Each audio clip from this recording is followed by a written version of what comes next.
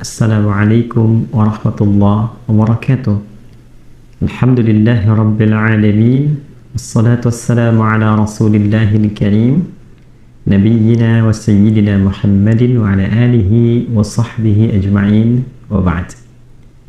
Saudara-saudariku, apa kabar? Semoga kita semua dimanapun berada, tanpa kecuali, senantiasa disehatkan, dijaga oleh Allah Subhanahu wa Ta'ala, sifat dan sikap kita senantiasa berada dalam suasana yang baik dan melahirkan perilaku juga yang mulia yang diridhoi oleh Allah Subhanahu wa Ta'ala. Alhamdulillah, tak terasa perjalanan waktu telah mengantarkan kita pada tanggal 9 menuju 10 Syawal 1445 Hijrah. Semoga sampai detik ini kita diberikan kekuatan dan kemampuan untuk senantiasa meningkatkan takwa kita kepada Allah sebagai pembuktian bahwa kita berhasil menjalani pelatihan Ramadan selama sebulan penuh yang tentunya menghadirkan banyak kesan yang beragam bagi setiap insan beriman dimanapun berada. Terlepas dari itu, dua dimensi takwa yang paling pokok, membangun hubungan baik dengan Allah, dimensi ritual, dan juga ada yang kedua, dimensi sosial, membangun hubungan baik dengan makhluk, khususnya manusia, dan dua pancaran itulah yang mengikat dan menyinergikan nilai-nilai ibadah kita kepada Allah Subhanahu wa Ta'ala. Salat seseorang bagian dari ibadah ritualnya. Semakin baik salatnya, semakin baik pembuktian kebertuhanannya kepada Allah. Implementasi dari salat itu adalah sifat-sifat sosial. Inna salata tanha 'anil fahsya wal munkar. Ketika orang baik hubungan dengan Allah, salatnya bagus, maka semua anggota tubuh yang digunakan ruku, sujud, tunduk, patuh pada ketentuan Allah ini juga implementasinya bisa digunakan untuk menjaga diri dari berbagai tindakan-tindakan yang buruk, baik berupa fahsya, godaan syahwat, ya, mohon maaf, kata-kata kotor, jorok, apalagi zina, pornografi, porno aksi, LGBT dan turunannya, atau juga perbuatan mungkar yang diingkari hati, gambaran dari nafsu, perut dan akal. Maaf, merendahkan, mencela, membuat hoax, sampai ke titik yang lebih besar, merampok, membunuh, dan sebagainya, itu bukan kepribadian orang yang sholat. Jadi satu sisi berhasil, sisi spiritualnya juga sukses dari dimensi sosialnya. Nah teman-teman, tentu membuktikan menjaga keutuhan itu tidaklah mudah. Apalagi bila kita melihat dari sisi lingkungan tempat kita berdomisili saja. Ada kalanya orang-orang yang tinggal di komunitas yang muslimnya banyak, mayoritas, atau di dunia Islam pada umumnya, tentu ini memudahkan kita untuk menjaga nilai-nilai keislaman. Tantangannya mungkin terasanya sedikit lebih ringan. Masjidnya banyak, yang pakai kerudung untuk perempuan juga banyak, motivasi untuk berinteraksi kebaikan banyak. Berbeda dengan kondisi-kondisi tertentu, yang satu secara lingkungan boleh jadi muslimnya sedikit, komunitasnya menjadi minoritas, atau juga boleh jadi di tempat yang Islam namun nilai keislaman tidak diterapkan dengan baik, atau boleh jadi dalam konteks tantangannya tidak mudah untuk dilakukan. Itu bisa kita temukan di beberapa daerah yang populasi muslimnya mungkin mayoritas tapi penerapan hukumnya sekuler atau hal-hal yang terkait dengannya. Ada hal yang cukup menarik untuk kita garis bawahi dan menjadi catatan penting, khususnya terkait dengan muslimah dimanapun berada. Tentu di antara tanda-tanda ketakwaan itu ada implementasi yang kita dapatkan dalam kehidupan berupa tanda-tanda yang Allah kenalkan langsung sebagai jati diri seorang muslimah. Kita beri contoh misalnya jilbab yang dikenakan hanya oleh muslimah, tidak oleh muslim. Oleh perempuan muslimah yang beriman, tidak oleh laki-laki. Nah teman-teman, bagi yang muslimah, saudariku dimanapun berada, baik adik, kakak, ataupun juga turunan-turunan yang lain, para ibu, para akhwat, tidak mudah untuk mengenakan jilbab ini dengan kondisi yang dipertahankan dalam hal-hal yang spesifik secara islami mesti digunakan. Yang saya maksudkan, di lingkungan yang saya sebut tadi, adaptasinya mudah seperti di Indonesia atau di tempat-tempat yang muslimnya banyak atau di pusat-pusat keislaman, sehingga menjadi karakter bahkan jadi budaya, itu nyaman digunakan. Namun ketika satu petualangan atau mungkin tuntutan baik pekerjaan ataupun juga sekolah, kuliah, berpindah ke tempat lain yang karakternya berbeda, kan? Kemudian budayanya tidak sama, sehingga membentuk satu cara pandang yang berbeda.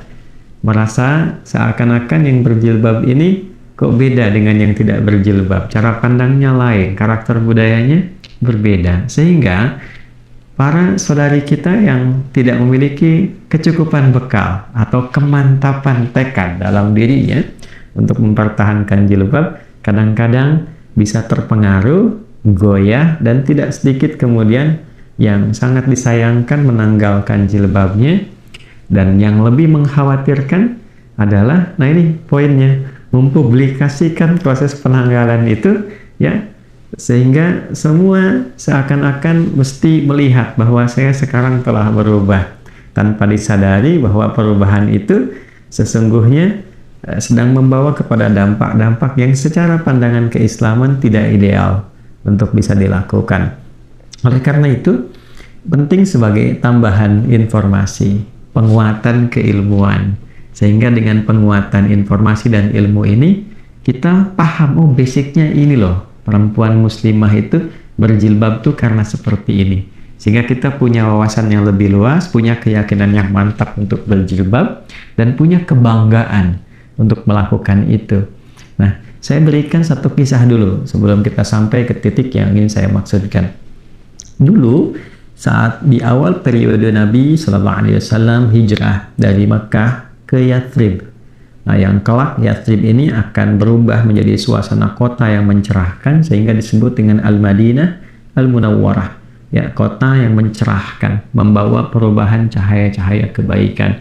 Dari yang tadinya kacau secara ekonomi, kemudian juga kacau secara sosial, dinamika masyarakatnya itu dekat kepada hal-hal yang kadang-kadang mengganggu, ya, stabilitas, permusuhan dan sebagainya. Maka Nabi SAW ketika berhijrah, Allah berikan petunjuk pada beliau dalam durasi yang sangat singkat, bisa merubah itu pada tatanan kehidupan civil society. Jadi masyarakat madani yang begitu baik, begitu rukun, begitu kuat akarnya. Dan dalam tahapan-tahapan itu ada juga beberapa drama-drama yang terjadi. Apa diantaranya? Ada kebiasaan preman-preman di sekitaran Yathrib, ya, preman-preman di awal-awal masa Al-Madinah Al-Munawwarah itu jangan dikira nggak ada premannya, ada premannya, ya. Nah, itu suka ganggu perempuan, khususnya kalau malam-malam perempuan itu ingin, mohon maaf, menunaikan hajatnya, dia keluar, ya, mencari tempat-tempat toilet umum, gitu ya, dalam kondisi di masa itu tentunya. Nah, ini seringkali ketika keluar malam itu mendapatkan gangguan dari preman-preman. Nah, penting diketahui teman-teman, landscape masyarakat pada masa itu, di era itu, dan Islam kemudian datang memberikan perubahan untuk mengarahkan pada kehormatan. Nah, di era itu perempuan terbagi pada dua bagian, pun demikian dengan laki-laki nanti, ya. Ada statusnya perempuan-perempuan yang merdeka dalam status yang terhormat. Ada perempuan-perempuan juga, saya khususkan perempuan, yang statusnya menjadi budak. Nah, di era itu perbudakan masih ada, ya, era jahiliyah, bukan hanya di lingkungan masyarakat Jazirah Arab. Sampai kita lihat di Eropa pun, ya, di Yunani pun, kemudian juga tempat-tempat yang lainnya perbudakan masih marak. Dan dahsyatnya Islam datang untuk mengentaskan semua sifat perbudakan itu. Makanya nanti kita akan lihat dalam hukum-hukum yang turun dalam keislaman, termasuk hukum nikah, ya, salah satu manfaatnya, hikmahnya adalah nanti untuk mengentaskan perbudakan. Nanti zakat juga demikian, termasuk aspek-aspek yang lainnya, termasuk waris.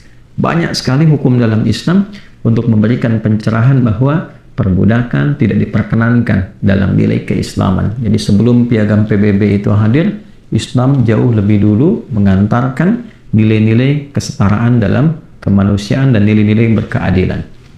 Secara singkatnya adalah preman-preman ini itu seringkali mengganggu perempuan-perempuan khususnya yang kalangan budak. Ya, apa di antara tandanya? Di kalangan budak ini tampil bebas. Di antara cirinya kepalanya nggak ada penutupnya. Jadi kalau mereka keluar malam tidak menggunakan penutup, kan? Nah itu mereka pastikan bahwa ini budak, bisa diganggu, bisa dikerjai dan sebagainya. Nah ada beberapa perempuan merdeka pun ya yang ternyata juga karena hajat tertentu dia tidak sempat menutup kepalanya, kemudian dia keluar terganggu juga. Dalam situasi itu ternyata didapati pula ya beberapa perempuan yang beriman muslimah ketika keluar dan ayat tentang kerudung, tentang jilbab itu belum turun, ya, khususnya tentang jilbab, karena nanti berbeda antara menutup kerudung saja dengan jilbab yang melonggarkan dan merendahkan. Begitu keluar kemudian terganggu dan dilaporkanlah itu kepada Nabi Sallallahu Alaihi Wasallam. Nah, laporan yang disampaikan kepada Nabi itu terganggunya seorang perempuan muslimah itu yang menjadikan respon Allah Subhanahu Wa Taala turun dengan langsung menurunkan satu wahyu yang dengan wahyu itu mengangkat derajat seluruh perempuan muslimah menjadi terhormat, dan dengan itu pula membebaskan nilai-nilai perbudakan, disamakan baik merdeka ataupun yang budak. Sepanjang Anda sudah masuk Islam, Anda terhormat di hadapan Allah Subhanahu Wa Taala. Naik status, semua dalam keadaan terhormat. Nah, apa simbolisasi nilai penghormatan itu dan penjagaan kepadanya?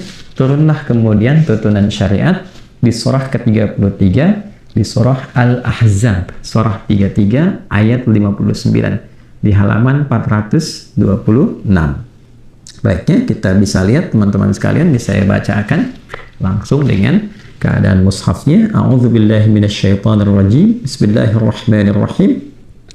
Ya ayyuhan nabi qul li azwajika wa banatika wa nisa'il mu'minin yudnina 'alaihinna min jalabibihin. Dzalika adna ay yu'rafna fala yu'dzain. Wa kana Allahu ghafurar rahima. Masya Allah. Ya ayyuhan nabi, hey nabi. Ini menarik ini ya. Jadi kadang beliau Rasulullah SAW, ya Sayyidina Muhammad SAW itu kadang dipanggil dengan Rasul, kadang dipanggil dengan Nabi, kadang dipanggil dengan sifat ubudiyahnya abdun, kadang juga namanya disebutkan dengan nama Muhammad 4 kali disebutkan dalam Al-Quran, dan Ahmad sekali disebutkan dalam Al-Quran untuk menunjuk pada keterangan Nabi Isa alaihissalam. Ya ayyuhan nabi, ketika disebutkan nabi, ini bukan hanya menunjuk pada pribadi, tapi membawa sebuah berita besar. Ya, dari kata naba, nubuwah, orang yang menerima naba disebut nabi. Ya, naba itu berita yang besar, yang agung, yang istimewa. Jadi kalau ada informasi dibuka dengan kata ya ayyuhan nabi, wahai orang yang ditugaskan oleh Allah membawa berita yang agung, yang istimewa. Ini tandanya ada informasi yang istimewa, yang agung. Nilainya tidak sama dengan yang biasa-biasa. Nah, ya ayyuhan nabi, duhai nabi, wahai yang ditugaskan membawa berita agung, yang istimewa. Apa berita itu? Qul li azwajika wa banatika wa nisa'il mu'minin. Ya, sampaikan, viralkan, katakan pada satu istri-istrimu. Yang kedua, banatik, anak-anakmu yang perempuan. Yang ketiga, nisa'il mu'minin, seluruh perempuan yang beriman.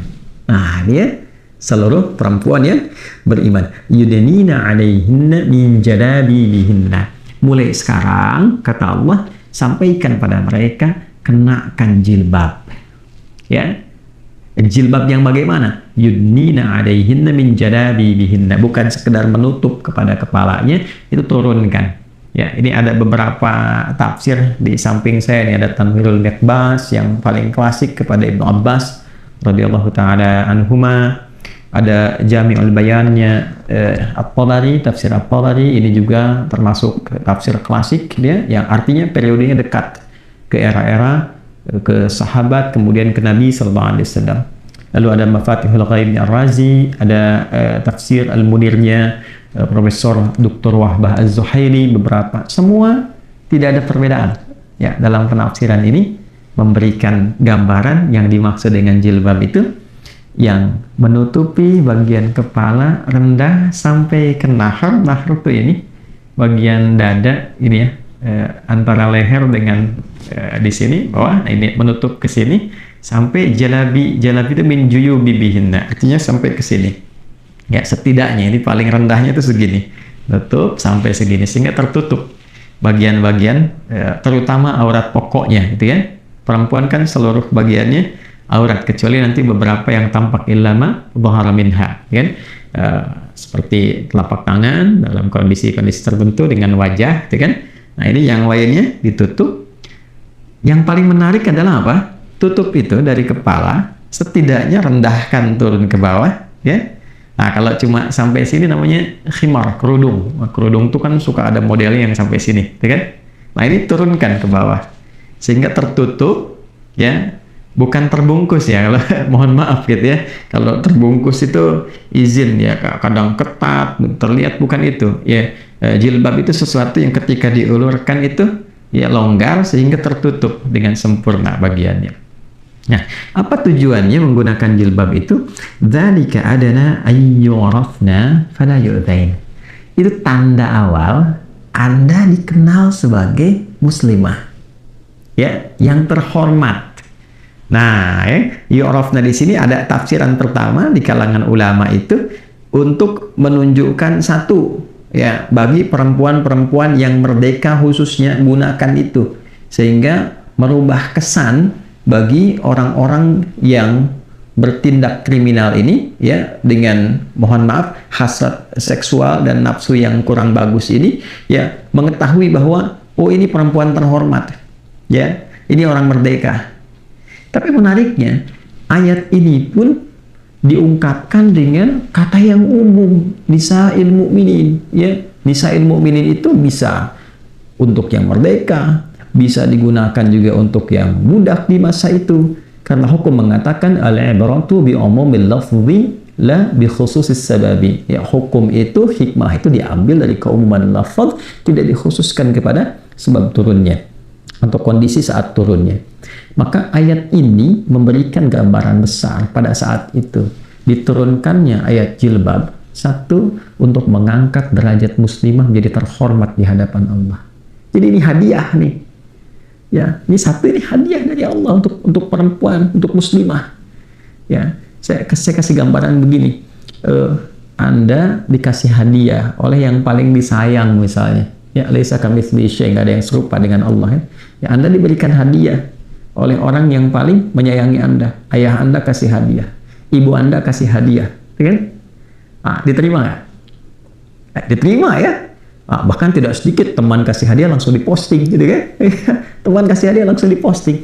Ini Allah kasih hadiah. Dan hadiah itu saking spesialnya mengangkat status perempuan menjadi terhormat. Ya, disamakan yang budak dengan yang merdeka saat itu. Sama-sama pakai jilbab terhormat. Kan? Setelah itu hilang sifat perbudakan, dilekatkan itu bagi setiap muslimah ketika mengenakan itu. Itulah hadiah yang Allah berikan pada setiap saudariku muslimah dimanapun berada yang mengangkat statusnya terhormat di hadapan Allah.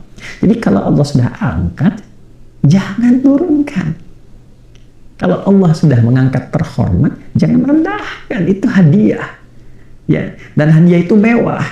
Kenapa? Sebab ketika seorang perempuan meninggal, hadiah penghormatan Allah itu diabadikan menjadi bagian dari kafannya.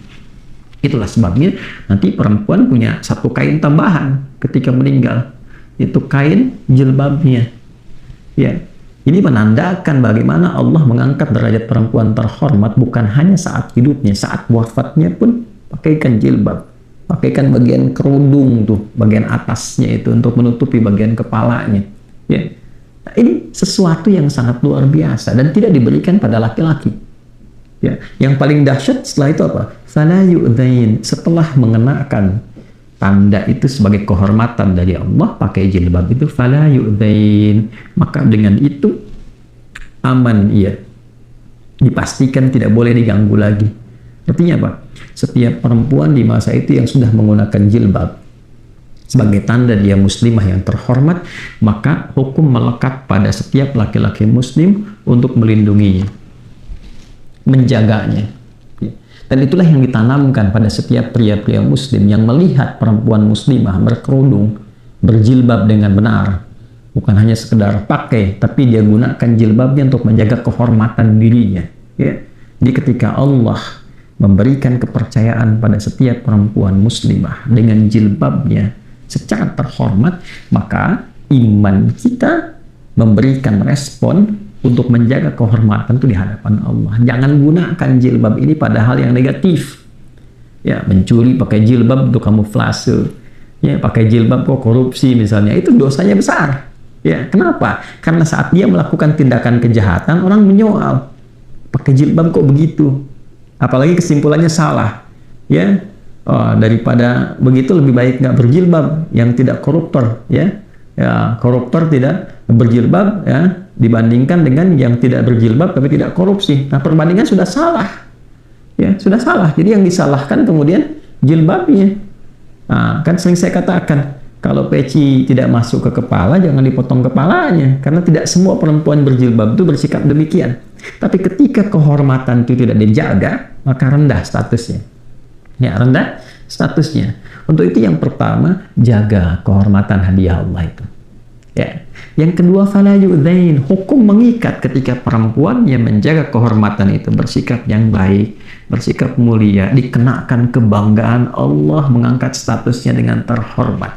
Lalu dia gunakan sifat-sifat kebaikan untuk menjaga kehormatan itu. Bicaranya yang santun, dia jaga kehormatan dirinya afifat, menjaga dirinya dalam kondisi terhormat. Ya, menjaga langkah, tuturnya, perilakunya supaya Allah ridha, fala yu'dzain. Maka ketika kehormatan itu dijaga, Allah kirimkan para penjaga di sekitarannya. Ya, ditanamkan sifat kehormatan pada setiap laki-laki, lindungi, jaga dia. Ya, itulah sebabnya sering kita dengar kisah perempuan-perempuan yang menjaga kehormatan itu terjaga. Di jalan dia terjaga, terlindungi. Betapa banyak kita dengar kisah. Ada seorang yang jalan lewat di tempat yang cukup sepi, preman-preman ada di situ. Ketika ia kenakan dengan baik, ya, dia tidak diganggu. Ternyata terlihat setelah itu, ya, ada kesaksian bahwa ada yang menjaganya dan sebagainya. Itu mungkin hal-hal spesifik yang khusus berlaku pada kalangan-kalangan tertentu, saking tingginya yang menjaga kehormatan sisi Allah Subhanahu wa Ta'ala. Jadi sekali lagi, bagi perempuan-perempuan yang telah berjilbab, jaga jilbabnya, karena itu kehormatan hadiah yang Allah berikan dan konsekuensi penjagaan dari setiap pria-pria muslim yang ada sekitarannya. Dan bagi yang belum berjilbab, ambil hadiah itu mumpung masih berada di alam kehidupan. Jangan sampai dipakaikan saat wafat. Begitu wafat dipakaikan, dan saat hidup tidak menggunakan. Ya, nanti jangan sampai pulang kepada Allah dengan rasa malu. Pertanyaan pertamanya, kenapa aku berikan kau hadiah, ya, tapi engkau tidak ambil? Mau jawab apa?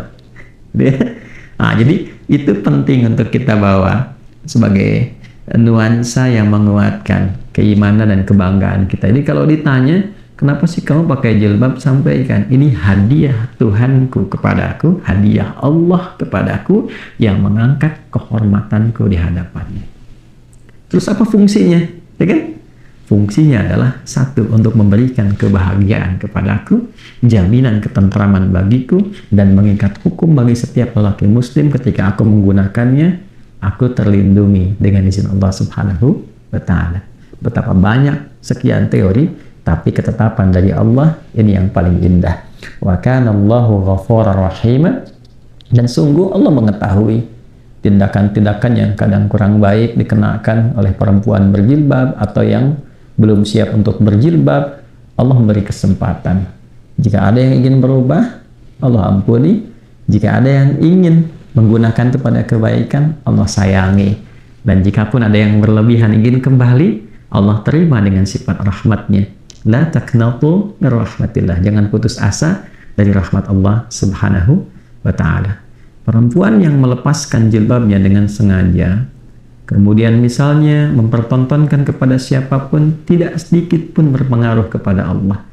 Ya, la yadurullaha syai'a, tidak sedikit pun ya berdampak kepada Allah Subhanahu wa ta'ala, tidak merendahkan statusnya sebagai Tuhan, tidak berpengaruh, bahkan tidak memberikan efek apapun. Nah, justru itu akan kembali kepada dirinya sendiri. Untuk itulah kemudian kita harus banyak mendoakan, ya, supaya saudari-saudari kita yang muslimah bangga dengan jilbabnya, dia kenakan dalam kebaikan, ya, dan dia bisa posting semua anugerah kehormatan itu dengan postingan terbaik untuk memotivasi keindahan ini, sehingga setiap muslimah bangga dengan jilbabnya saat hidup, bangga saat dikenakan dalam wafat, dan bangga saat menjawab pertanyaan Allah, bagaimana status jilbab yang aku berikan kepadamu sebagai hadiah yang menaikkan martabat dan kehormatanmu di hadapanku. Adi Hidayat, semoga berkenan, maafkan saya. Subhanakallahumma bihamdika asyhadu an la ilaha illa anta nastaghfiruka wa natubu ilaik. Assalamualaikum warahmatullahi wabarakatuh.